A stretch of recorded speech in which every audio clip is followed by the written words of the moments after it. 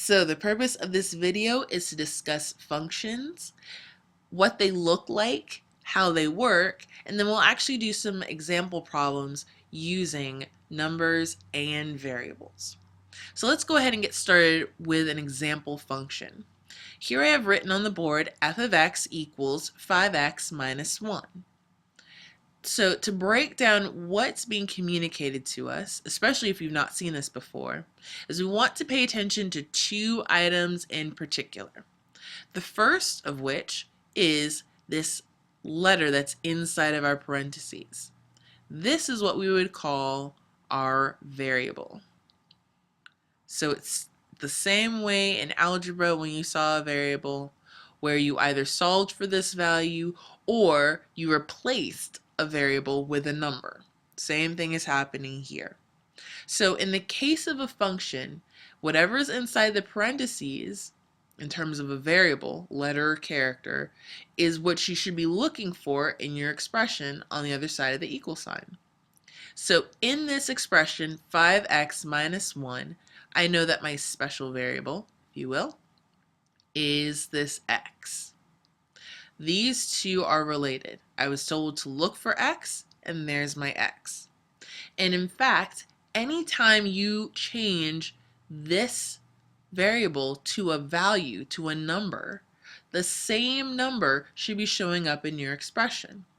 So if we say x equals 2, so this becomes a 2 inside the parentheses, that means I should have a 2 over here instead of x. Or if I have this changed to a negative 3, then that means I should also have a negative 3 here in my expression. So the two of them are connected and related. So in that same way, a variable is acting as a placeholder. It's saying that this is where I'm going to put something special, and I'll tell you what that something special is when I put it inside of my parentheses. Okay, then there's this idea of f. And I think this tends to be the part that throws people off, because they may be thinking that it's f times x, or the f is just sitting here but it doesn't have much use. It actually does. It's the same way that your name is useful to you or your mailing address is useful to you. Why? Because it's acting as a label. When I see f, I know that it's talking about a particular function. And in this case, it's talking about 5x minus 1. So when I see f, I think 5x minus 1. Where this becomes really useful is when you have multiple functions. So you have more than one function given. So you may have something like g of x. And let's say for the case of our example, it's x cubed plus 1. The idea here is I have x, that's my variable, so just like before. So this is my special place that I'm looking for. There's my special variable in my expression. And the g is telling me when you see g, think x cubed plus 1. So that when you have a series of questions, let's say you have f of 0 and g of negative 2. You know that when you see g of negative 2, you're not going to start thinking of 5x minus 1. The same way you see f of 0, you shouldn't be thinking x cubed plus 1. Why? Because look at their names. Call them by their correct name. If this is Tom and this is Larry, this is Tom and this is Larry. Okay, so this is f, so that means I should be thinking 5x minus 1. And with g, I should be thinking x cubed plus 1. So actually, let's go ahead and evaluate these since we have them on the board. So again, those labels, those letters that sit in front of the parentheses, they're telling us who it is that we're talking about.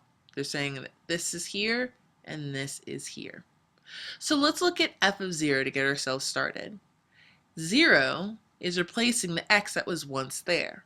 So that means in my expression, I should also have a 0 instead of x.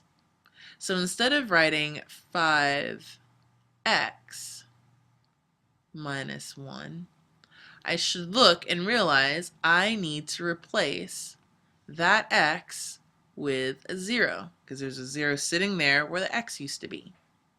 So I have 5 times 0 minus 1. And let's look at the same thing with g of negative 2. So g tells me I should be looking at g, that's the label. So I should be looking at x cubed plus 1, x cubed plus 1. And instead of an x here, now I have a negative 2. So anywhere I had an x on this side in my expression, I need to replace it with a negative 2. So instead of that x being there, now we have negative 2. So from here, we can now see how it relates to their original functions, meaning when it was just simply label and variable. So f of x was 5x minus 1. F of 0 is 5 times 0 minus 1. Same form, but the variable has been changed and replaced with a value. I have the same thing happening down here with g of x. G of x is x cubed plus 1. G of negative 2 is negative 2 cubed plus 1. Same format in terms of that expression, and then we replaced our variable with the given value of negative 2. Now, depending on who your teacher is, they may want you to leave it in this form so they can see that you know where to do your substitution, or they may want you to actually evaluate out and find the final value or just singular number to express this function. So let's go ahead and do this first one and clean it up. So I've got 5 times 0 minus 1. Order of operations tells me I do 5 times 0 first, so I've got 0 minus 1, and 0 minus 1 is negative 1. So that would be my answer. That would be my value. Then with g of negative 2, I have negative 2 cubed plus 1. So I want to do this cubed portion first before I get to the addition. So that's negative 2 times negative 2 times negative 2. So that gives me negative 8. And then I'm adding 1 to it. So now I have negative 8 plus 1, which gives me negative 7. So this is how you would go about evaluating a function if you have a given value. You look at what the function is relating to in terms of its variables, write that first, and then whatever value you see inside the parentheses, that's the same value you want to replace inside of your expression. So let's go ahead and do one more example of this using numbers, and then we'll try one with variables, just to make sure we're comfortable. So on this page, I have a series of 4 problems. I'd like for us to try number 4, because I want for us to get comfortable with this idea of seeing a variable to show up more than once in our expression here on the right-hand side. So we're told that we have w of n equals n squared plus n, and we're supposed to find what the value is of w of negative 4. So let's work first with our variables, then our function label, and then evaluate this question. So I know that I have n as my special variable, which means anywhere I see n show up in my expression, it is now connected to the inside of this parentheses.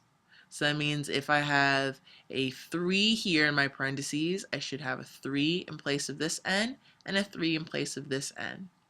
Or if I have a negative 4 inside my parentheses, I should have a negative 4 in place of this n and a negative 4 in place of this n. Now that w tells me that the function or the expression that I'm interested in is n squared plus n. It's pointing to this. It's pointing to this particular function, or this particular expression, if you will. So let's go ahead and figure out what happens when I'm using this particular expression. And my n value, or my variable value, is negative 4. So let's go ahead and rewrite this expression, because we know that's w for us in this problem. So I've got n squared plus n. And then we're told that this variable n has been replaced by the number -4. So that means in my problem, I need to replace the n with a -4. So let me replace them one at a time. So that n becomes a -4. And this n also becomes a -4. Again, wherever I see an n, or wherever I see that variable, I'm going to replace it with the value that's given. So now let's go ahead and solve this out to find w of -4. So using order of operations, I've got -4 squared. Do that first. So that's -4 times -4, which gives us +16. And then we add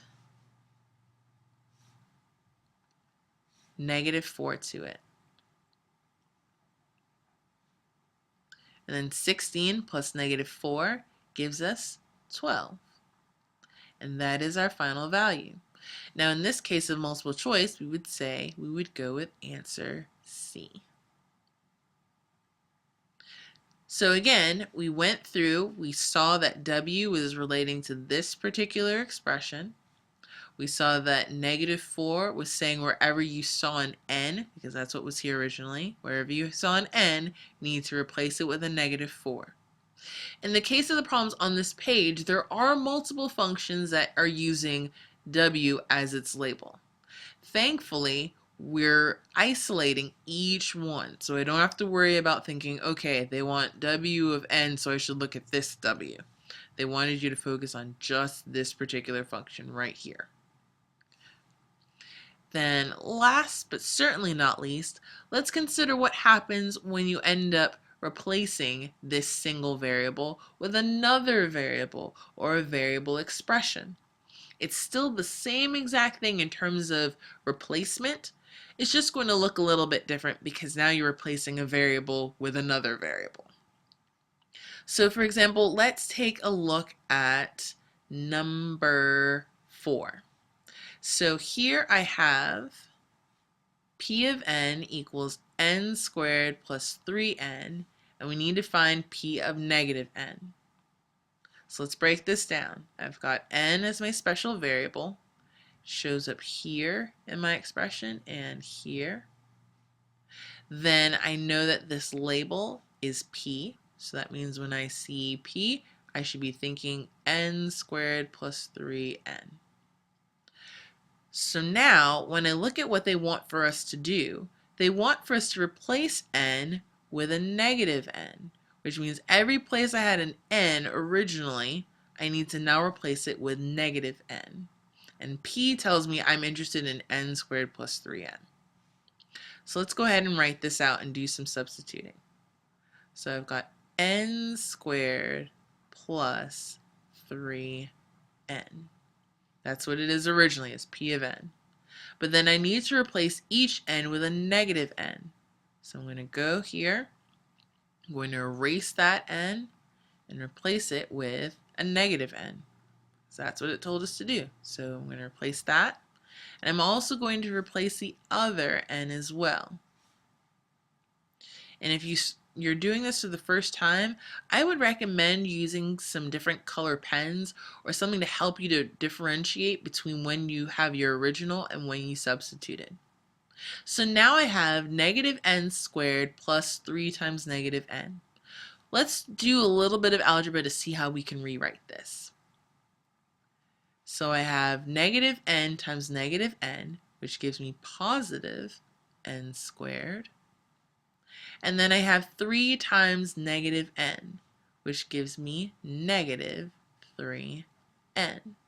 There's nothing else that I can do to clean this up, and based on my answer choices, that means I'm looking at answer choice C, n squared plus 3n.